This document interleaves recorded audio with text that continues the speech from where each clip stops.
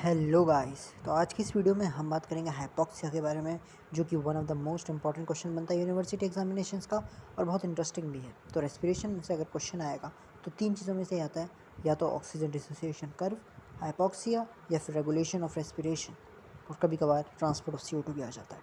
तो यही चार क्वेश्चन है जो हमेशा घूमते हैं, 99% केसेस में यही आते हैं, ठीक है।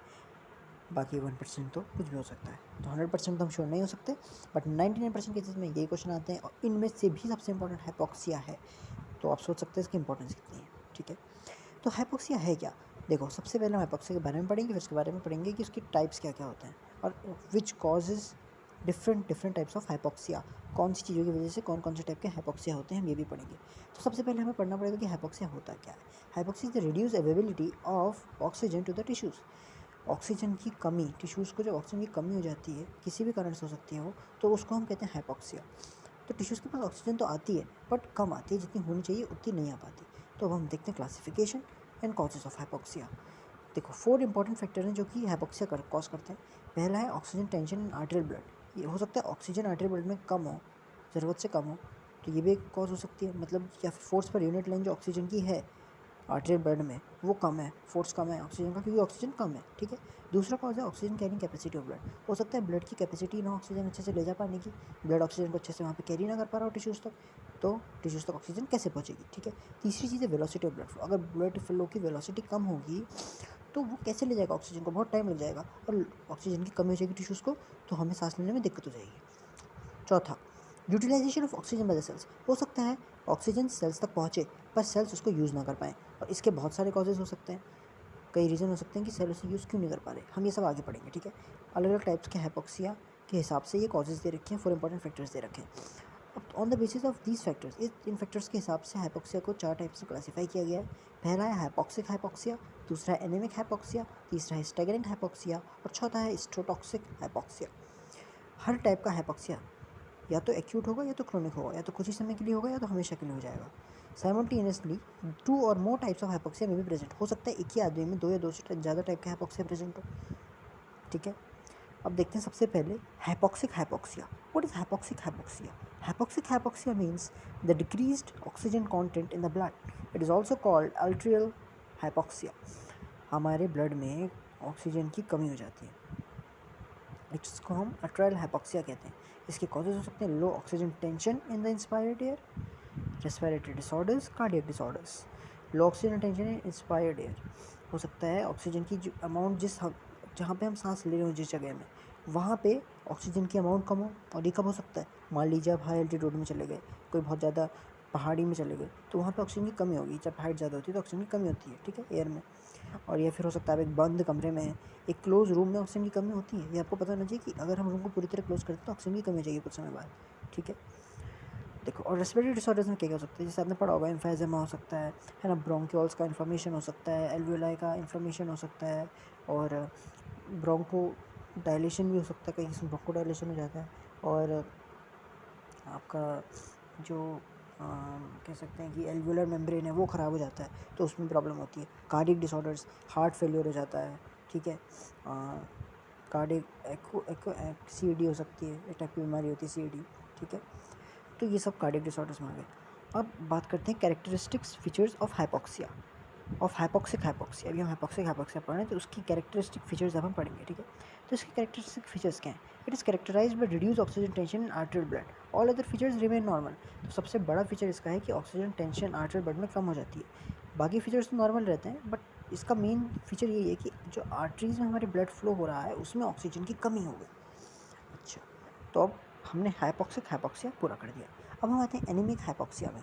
Anaemic hypoxia is the condition characterised by the inability of the blood to carry enough amount of oxygen. ये एक ऐसी कंडीशन है जिसमें ब्लड ज़्यादा अमाउंट ऑफ ऑक्सीजन को कैरी नहीं कर सकता।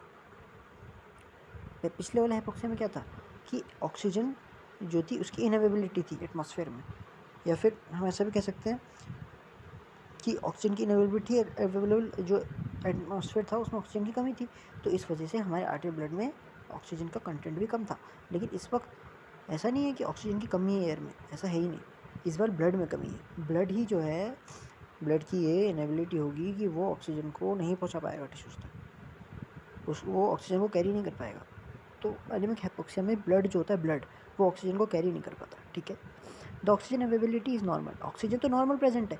जब हम हाइपोक्सिक हाइपोक्सिया की बात कर रहे थे तो ऑक्सीजन नॉर्मल प्रेजेंट नहीं थी, तब ऑक्सीजन की कमी थी एटमॉस्फेयर में। अभी ऑक्सीजन नॉर्मली प्रेजेंट है, बट इस बार ब्लड कैरी नहीं कर पा रहा, ठीक है। But the blood is not able to take sufficient amount of oxygen due to anaemic condition. Anaemia है यार, एनीमिया में क्या होता है, decrease in amount of blood, है ना, decrease in RBCs, decrease in red blood cells, ठीक है। तो आप एनीमिया के टाइप्स आपने पढ़े हैं, 2 टाइप्स का क्लासिफिकेशन है, एक मोर्फोलॉजिकल, एक यूटियोलॉजिकल, 2 क्लासिफिकेशन होते हैं एनीमिया की। और आपने पढ़ा था कि एनीमिया अलग टाइप्स के होते हैं, है ना। वैसे ही एनीमिया में मेन चीज़ क्या होती है, लॉस ऑफ ब्लड। तो अगर ब्लड कम है तो ऑक्सीजन कैसे जाएगी, अच्छे से नहीं जाएगी ना। भले कितनी भी तुम मान लो तुम बस बहुत सारा केक है, पर जितनी तुम्हारे पेट में जगह होगी उतना तो तुम खा पाओगे, वही बात हो गई। ऑक्सीजन बहुत सारी है, बट हम उसे यूटिलाइज़ नहीं कर सकते क्योंकि हमारे पास ब्लड नहीं है जो उस ऑक्सीजन को ले जा पाएगा अलग अलग टिश्यूज़ तक, ठीक है। तो ऑक्सीजन अवेलेबिलिटी नॉर्मल है, but blood is not able to take the sufficient amount of oxygen due to anaemic condition, ठीक है। एनीमिया की वजह से उस बंदे को एनीमिया है, और है तो एनीमिया की वजह से जो हाइपोक्सिया होता है उसे कहते हैं एनीमिक हाइपोक्सिया। मतलब एनीमिया की ब्लड लो ब्लड लेवल की वजह से ऑक्सीजन कंटेंट बॉडी में कम हो जाना एनीमिक हाइपोक्सिया कहलाता है, इतना समझ लीजिए, ठीक है। अब आते हैं causes of anaemic hypoxia. Any condition that causes anaemia can cause anaemic hypoxia, it occurs due to the following conditions. इन कंडीशंस की वजह से किन रीजन से होता है वो देख सकते हैं। देखो, पहला रीज़न है डिक्रीज नंबर ऑफ आरबीसीज। मैंने आपको बताया था कि एनीमिया में नंबर ऑफ आरबीसीज कम हो जाते हैं, तो पहला रीज़न हो गया। दूसरा रीज़न क्या हो गया, decrease haemoglobin content in the blood. RBC कम है तो हीमोग्लोबिन कॉन्टेंट डेफिनेटली कम होगा, ठीक है। Formation of altered haemoglobin, haemoglobin हो सकता है अच्छे से ना बन पाए, खराब हीमोग्लोबिन बन रहा हो, ठीक है। Combination of haemoglobin with gases, अब मान लो तुम्हारा जो हीमोग्लोबिन है वो ऑक्सीजन की बजाय किसी और गैस से कंबाइन हो गया, है ना। Combination of haemoglobin with gases other than oxygen and carbon dioxide. मान लो ऑक्सीजन कार्बन डाइऑक्साइड को छोड़ के किसी और गैस से कंबाइन हो गया हीमोग्लोबिन, उसकी वजह से भी एनीमिक हाइपोक्सिया हो सकता है, ठीक है। इसके कैरेक्टरिस्टिक फीचर्स क्या होते हैं, what are the characteristic features of anemic hypoxia? So anemic hypoxia is characterized by the inability of the blood to carry sufficient oxygen. All other features remain normal. मैंने बोला था कि एनीमिक हाइपोक्सिया में हमारे amount of oxygen जो air में present है वो उतनी ही रहेगी, बट हमारे ब्लड की कैपेसिटी कम हो जाएगी। ऑक्सीजन को ब्लड की एबिलिटी नहीं है इतनी कि वो इनफ अमाउंट ऑफ ऑक्सीजन को कैरी कर सके टिश्यूज़ तक, क्योंकि ब्लड है ही नहीं, कम है, मतलब बहुत ज़्यादा, क्योंकि एनीमिया है ना उस आदमी को। सीधी सी बात, एनीमिक हाइपोक्सिया मतलब एनीमिया है, it is due to anaemia. Altered haemoglobin हो गया, डिक्रीज हीमोग्लोबिन हो गया, डिक्रीज नंबर ऑफ आरबीसीज हो गया, combination of haemoglobin with gases other than oxygen and carbon dioxide, ये सारे रीजन हैं एनीमिक हाइपोक्सिया के। मैंने आपको एक समझा भी दी, ठीक है। कैरेक्टरिस्टिक फीचर वही हो गया कि inability of the blood to carry sufficient oxygen, all other features remain normal, बाकी सब तो नॉर्मल है। अमाउंट ऑफ ऑक्सीजन भी एयर में नॉर्मल है। अगर हाइपोक्सिक की हम बात करें, जो हमने ये पढ़ा था अभी, तो इसमें अमाउंट ऑफ ऑक्सीजन नहीं था नॉर्मल, इसमें जो लो ऑक्सीजन टेंशन है इंस्पायर्ड एयर में, ये एक रीज़न है इसका। पर यहाँ पे अमाउंट ऑफ एयर जो है वहाँ पे अमाउंट ऑफ ऑक्सीजन सही है, एयर में अमाउंट ऑफ ऑक्सीजन सही है। यहाँ पे एयर में अमाउंट ऑफ ऑक्सीजन सही नहीं था, तो ये हो रहा था, पर यहाँ पे अमाउंट ऑफ ऑक्सीजन एयर में सही है। बट यहाँ पे दिक्कत ये है कि हमारे blood he number of RBC से कम है, हमारा हीमोग्लोबिन ही ख़राब है, और हमारा जो हीमोग्लोबिन है उसका कंटेंट भी कम है। और सबसे बड़ा रीज़न कि जो हीमोग्लोबिन है वो ऑक्सीजन के साथ कंबाइन ना होकर किसी और गैस जैसे कार्बन डाइऑक्साइड के साथ नहीं, मतलब ऑक्सीजन के साथ भी कंबाइन हो रहा है, कार्बन डाइऑक्साइड के साथ भी कंबाइन हो रहा है, बाकी किसी और गैस के साथ कंबाइन हो रहा है। ये बहुत बड़ा रीज़न है एनीमिक हाइपोक्सिया का।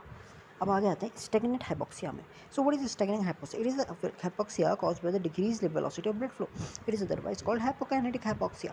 अब मान लो अगर हमारे बॉडी में जो ब्लड फ्लो है उसकी वेलोसिटी कम हो जाएगी तो ऑक्सीजन को टिश्यूज तक पहुंचने में टाइम लग जाएगा, है ना, तो हमें दिक्कत आएगी सांस लेने में, तो हाइपोक्सिया हो गया, ठीक है। इसके कॉजेज़ क्या हो सकते हैं?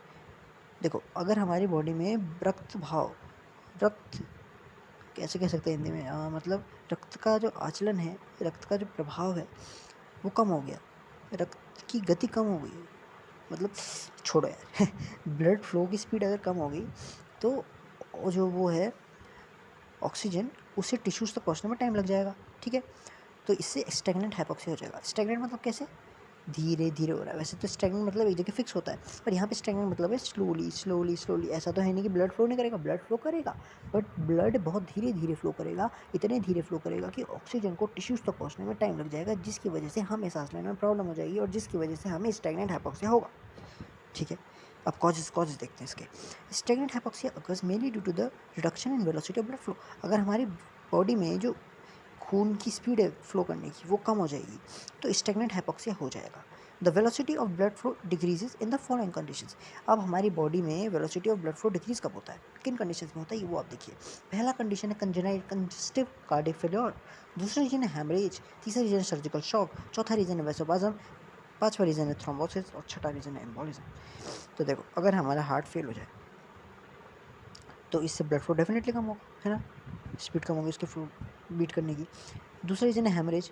भाई हैमरेज मतलब होता ही ब्लड ब्लड लॉस है, ठीक है। ब्रेन हैमरेज में किसका बहुत सारा खून निकल जाता है दिमाग से, सर फट जाता है, तो डेफिनेटली ब्लड लॉस होगा, तो ऑक्सीजन कैरिंग कैपेसिटी भी कम हो जाएगी। सर्जिकल शॉक, कभी कभी सर्जरी के बाद क्योंकि हम ऐसी चीज़ें यूज़ करते हैं उसमें कि दिक्कत हो सकता है, ऑक्सीजन कंटेंट हमारी बॉडी में जो ब्लड फ्लो है वो रिड्यूस हो जाता है, क्योंकि सर्जरी के बाद कई ऐसी चीज़ें लगाई जाती हैं बॉडी में जो उसकी स्पीड को इफेक्ट करती है ब्लड की। तभी तो कहते हैं सर्जरी कराने के बाद आदमी में हो सकता है कुछ कुछ सिम्टम्स नज़र आते हैं, ये भी एक सिम्टम है, ठीक है। वैसोपैज़म, है ना, ब्लड का ही जगह कॉन्स्ट्रिक्ट हो जाना, वैसोपैज़म। और थ्रोम्बोसिस, है ना, पता ही है आपको क्या होता है। और ये प्लेटलेट से रिलेटेड है थ्रोम्बोसिस, ठीक है। एम्बोलिज्म मतलब किसी बैक्टीरियल इन्फेक्शन का वहाँ पे किसी जगह में अटक जाना, फिर उसका ब्लड की वजह कहीं पे वहाँ पे बैक्टीरिया है तो ब्लड फ्लो को इफेक्ट करेगा, फ्लो को इफेक्ट करेगा उसके, तो वही है ये सब, ठीक है। देखो, इसको याद करने की ट्रिक है, चल होमवर्क से वापस तेरी इज्जत आ जाएगी, चल होमवर्क से वापस तेरी इज्जत आ जाएगी, चल होमवर्क से वापस तेरी इज्जत आ जाएगी, तो ये वही है। और दूसरी ट्रिक पता क्या है इसकी, कल हम सब वहाँ ठहरे, कल हम सब वहाँ ठहरे, सी फॉर कॉन्जेनेटिव, कल मतलब सी मतलब कॉन्जेनेटिव, हम मतलब हेमरेज, सब मतलब सर्जिकल शॉक, वहाँ मतलब वैसोपैज्म, ठहरे मतलब टी ठहरे, ठीक है। टी मतलब थ्रोम्बोसिस, ई मतलब एम्बोलिज्म, तो इसकी शॉर्ट ट्रिक होगी। Stagnant hypoxia completed. Characteristic feature तो वही हो जाएगा कि characteristic feature of stagnant hypoxia is the decrease velocity of blood flow और अदर फीचर्स रिमेन नॉर्मल, ठीक है। ब्लड फ्लो कम हो जाता है, बाकी सारे फीचर नॉर्मल रहते हैं। हिस्टोटॉक्सिक हाइपोक्सिया, ये सबसे अलग है, ठीक है। It is the type of hypoxia produced by the inability of tissues to utilise oxygen. यार देखो, पहले क्या हो रहा था, ऑक्सीजन ही नहीं थी, फिर दूसरी बार में क्या होने लग गया, ब्लड ही नहीं था, तीसरी बार जब हमने स्टैग्नेंट हाइपोक्सिया देखा तो उसमें क्या था कि ब्लड फ्लो ही नहीं था। पर इस बार ऐसा कुछ नहीं है, इस बार सब कुछ है, ब्लड फ्लो भी अच्छा है, ऑक्सीजन भी है, बट वो ऑक्सीजन को ब्लड ले जा भी रहा है तो भी टिश्यूज़ उस ऑक्सीजन को यूज़ नहीं कर पा रहे।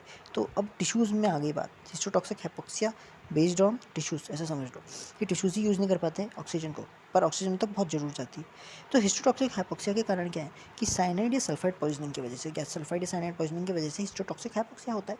ये सब्सटेंसेस क्या करती हैं कि ये सेलुलर ऑक्सीडेटिव एंजाइम्स को COE को डिस्ट्रॉय कर देती है।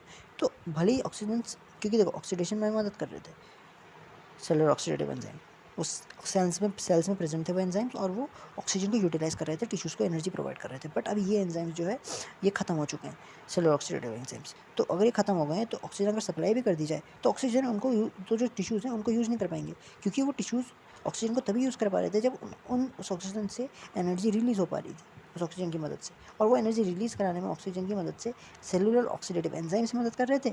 और अब सेलुलर ऑक्सीडेटिव एंजाइम्स खत्म हो चुके हैं क्योंकि साइनाइड या सल्फाइड पॉइजनिंग हो चुकी है और हिस्टोटॉक्सिक हाइपोक्सिया हो चुका है, ठीक है। तो सेल्स ऑक्सीजन को यूटिलाइज नहीं कर पाएंगे भले उस तक पहुँच जाए। अब इसके कैरेक्टरिस्टिक फीचर्स क्या हैं, here the tissues are not able to use the oxygen even if it is delivered. यहाँ पे जो टिश्यूज़ होते हैं वो ऑक्सीजन को यूज़ नहीं कर पाते भले वो डिलीवर क्यों ना हो जाए, बाकी फीचर्स तो नॉर्मली रहते हैं, ठीक है। तो थैंक यू, आज का टॉपिक हाइपोक्सिया था, वो खत्म हो चुका है। इफेक्ट्स ऑफ हाइपोक्सिया आप बहुत ईजी खुद भी पढ़ सकते हैं या फिर आप बोलें तो मैं भी पढ़ा दूँगा। तो thank you for watching and good bye.